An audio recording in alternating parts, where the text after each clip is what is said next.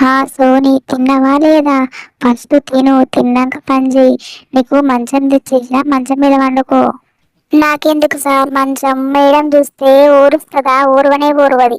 ఏం కాదు సోనీ, నాకు నువ్వంటే మస్తు ఇష్టము, అందుకే మంచం మీద వండుకుంటావని తెచ్చిన. లేదు సార్, అమ్మగారికి తెలిస్తే ఒప్పుకుంటుందా? ఆమె అస్సలు కోదు, నన్ను చూస్తేనే ఊక తిడుతూనే ఉంది. ఆమెకు తెలివనీయకు, నాకు నడుము నొప్పి లేస్తుందని నేనే కొనుక్కొచ్చుకున్నా, సెకండ్ హ్యాండ్ మంచం కొనుక్కొచ్చుకున్నా అని చెప్పు. నీకేం కావాలన్నా నేను ఇప్పిస్తా, నీకు పైసలు కావాలన్నా నన్ను అడుగు.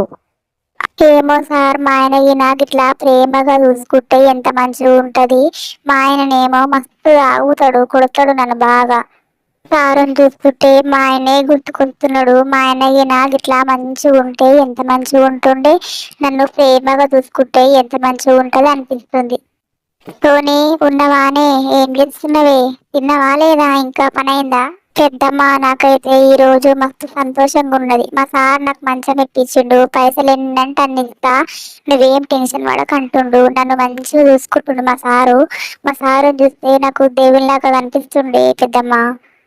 మళ్ళంత మంచిగా చూసుకుంటూని ఎందుకు విడిచిపెడతావు? ఈయనే ఉండు. అమ్మో, నేను ఆ సార్ గురించి ఎట్లా చెప్పాను అని మస్తు భయపడ్డా. దాని మాటలను బట్టి చూస్తే ఇది ఈయన ఆయనని ఇష్టపడుతున్నట్టుంది.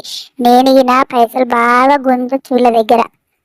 సోనీ, నేను ఇప్పించిన మంచం మీద వండుకుంది కదా సోనీ. ఏ సోనీ, లేవు పండుకున్నావా? అప్పుడే నిద్రపోయినవా? పనంతా చేసి అలసిపోయి వండుకున్నావిగా. లేవు, ఒకసారి లేవు, నీతో మాట్లాడదామని వస్తే నువ్వే మంచి వండుకున్నావా? డాడీ, నువ్వు గీడేం చేస్తున్నావు? పని మనిషి రూమ్ లా నీకేం పని డాడీ? నీకేమన్నా అవసరం ఉంటే నన్నైనా మమ్మీనైనా లేపొచ్చు కదా. ఏం లేదురా బుజ్జి, కొన్ని నీళ్ళు అయిపోయినాయి రూమ్ లా, నీళ్ళు ఇస్తుందేమో అని అడుగుదామని పోయినా. అట్లనే చాయ్ పెట్టిస్తుందేమో అడుగుదామని పోయినా, గంతేరా బుజ్జి. అట్లా పని మనిషి రూమ్లకి రాత్రి పూట పోతే తప్పుగా అర్థం చేసుకుంటారు కదా డాడీ. నీకు తెలియంది ఏమున్నది? ఎందుకు పోయినావు?